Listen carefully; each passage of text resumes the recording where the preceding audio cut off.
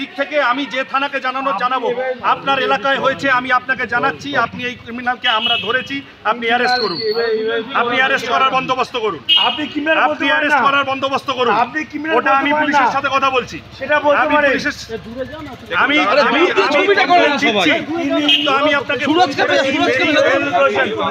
আমি কাকে ফোন করছি, আপনি কাইন্ডলি বন্দোবস্ত করুন। আরে ভাই আচ্ছা বলছি দেখান একটু আচ্ছা বলছি যে ওনাকেও আমি ভালো করে চিনি, মানে ভালো কথা হচ্ছে যে আপনাদের মধ্যে কেউ একজন বলেছে যে ওখানে ভিতরে কেউ ভর্তি নেই, আমি বলেছিলাম। হ্যাঁ বলুন। মানে অ্যাকচুয়ালি আমি তো এসেছিলাম জাস্ট ইনকোয়ারি করতে, মানে কমপ্লেন এসেছিল। বড়বাবু মানে বড়বাবু তামাংবাবু ছিল না গিয়েছিলাম, আমি পার্সোনালি বলতে পারবো না। উনি বললেন যে কেউ হয়তো ভর্তি নেই, যাকে আমি উনি তো ওইটাই দেখবেন, ওটাই আমার মিসবিহেভিয়ার হতে পারে।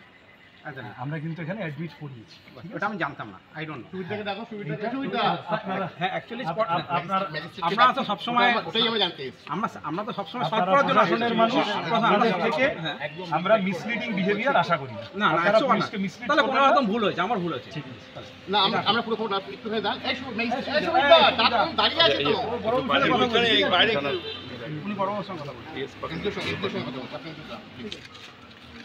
আমি যেটা শুনেছি সেটা কথা বলবো, আমার সাথে কথা বলবো, রিপোর্টটা আমার আপনার সাথে কিছু বলার বিষয় না। নমস্কার, আমি জানি সেটা হচ্ছে যে ধারণাতে হলো, সেটা হলো যে আমি আস্তে আস্তে শুনলাম আপনারা কেউ একজন আপনাদের মধ্যে থেকে পুলিশকে বলেছেন, আপনি যখন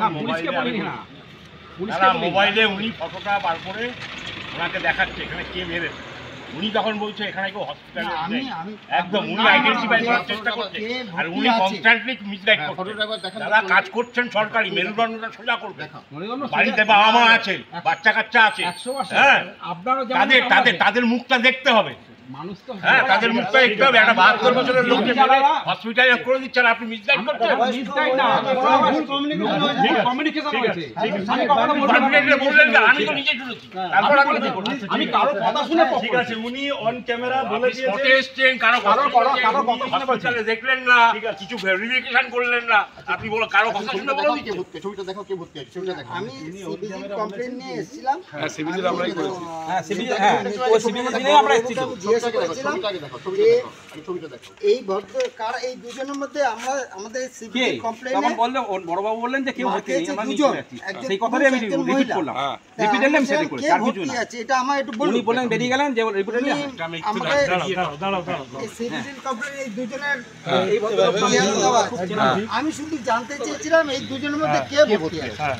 উনি বলেন এটাই একজন বলেছেন কেউ ভর্তি নেই, আচ্ছা উনি অলরেডি এটা স্বীকার করে ফেলেছেন যে উনি এটা বলেছেন, আপনি শোনেননি তখন ওখানে দাঁড়িয়েছিলেন।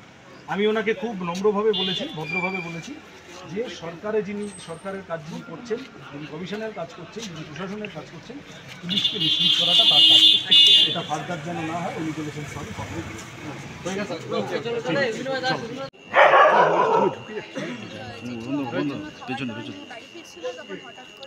ওই বাইক নিয়ে ছেলেটি এসে মারধর শুরু করে, আমি যখন যাই আমাকেও গায়ে হাত দেয়, লাথি মারে, আমি পড়ে গেছিলাম, আমি আটকাতে গেছিলাম, আমাকে লাথি মারে, আর যাকে গ্রেফতার করা হয়েছে সে আমার উপর প্রচণ্ড জোরে চিল্লায়, মানে এরকম কথা বলে হঠাৎ করে চিল্লাচ্ছে, সবার সামনে চিল্লিয়েছে।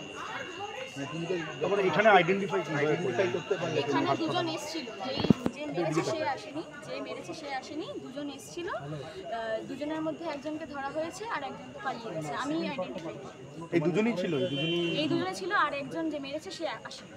তো তোমার নামটা একটু শ্রীময়ী চক্রবর্তী। চলো কাটো। হ্যাঁ চলো ঘটনাটা কি ঘটেছে আমি খবর পাই যে আজকে রাত্রি 10:30 অ্যাপ্রক্সিমেটলি আমাদের পার্টির মঙ্গলাচরণ চক্রবর্তী 66 বছর বয়স, স্ট্রেন্ট আছে, ভদ্রলোক নিজের বাড়ির সামনে দাঁড়িয়েছিল।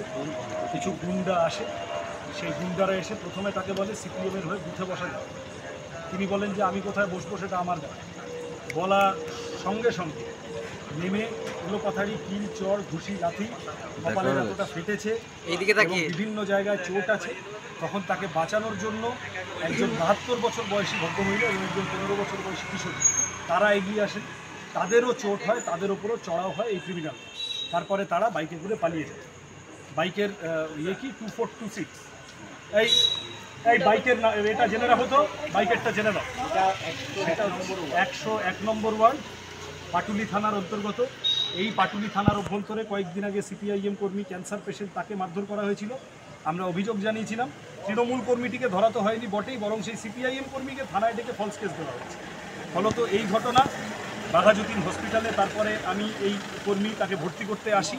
দুটি সন্দেহজনক ছেলে আসে এখানে, তাদেরকে আপনাদের উপস্থিতিতে তাদেরকে এই ভিকটিমরা যারা মার খেয়েছে সেই মেয়েটি আইডেন্টিফাই করে যে এরা ওই গুন্ডামির মধ্যে ছিল, এবং আমাদের কর্মীরা তাদের একজনকে ধরে নেয়।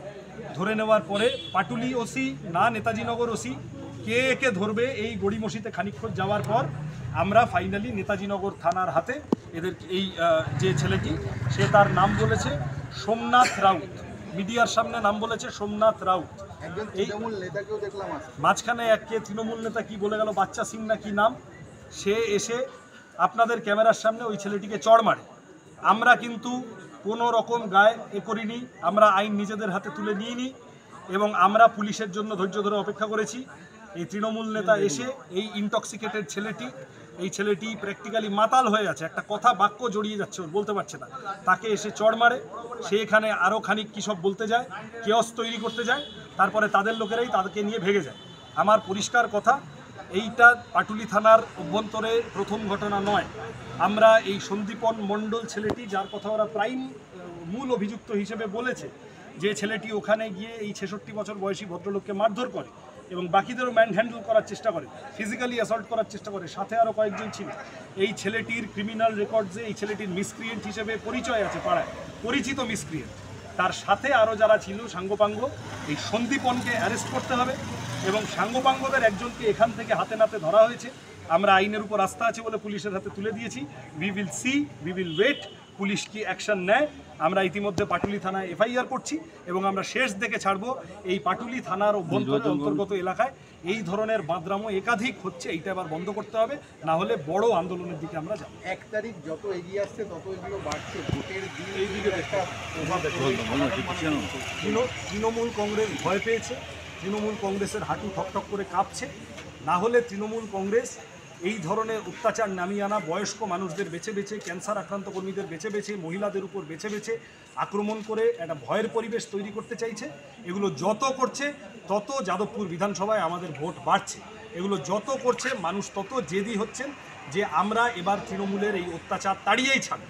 আমরা এই বিষয়ে কনফিডেন্ট, মানুষ নিজের ভোট নিজে দেবেন, এগুলোকে তোয়াক্কা করবেন না। কিন্তু প্রশাসন, পুলিশ, পাটুলি থানা, তাদের ওসি সম্পর্কে ইতিমধ্যে অনেক রকম প্রশ্ন আছে, তার এক থানা থেকে আরেক থানায় ট্রান্সফার ইত্যাদি নিয়ে এদের প্রত্যেককে নিজেদের কাজ নিরপেক্ষভাবে পালন করতে হবে। এখনও অবধি সেই কাজ হয়নি। আমরা এইটা হাতে নাতে ধরে তুলে দিলাম। এরপরে থানা বলতে পারবে না যে আমরা ক্রিমিনালকে খুঁজে পাইনি। আমরা তুলে দিয়েছি, আটক করেছে নেতাজিনগর থানা। We will see what action is taken. যদি এখান থেকে কোনো অ্যাকশন না হয় আমরা সর্বোচ্চ স্তর পর্যন্ত যাব। এই বাঁদরামো এই চত্বরে, যাদবপুরের শান্তিপ্রিয় চত্বরে বন্ধ হওয়া দরকার। আসন্ন লোকসভা নির্বাচনে রাজ্যের প্রতিটি প্রান্তে বামফ্রন্ট প্রার্থীদের জয়ী করুন।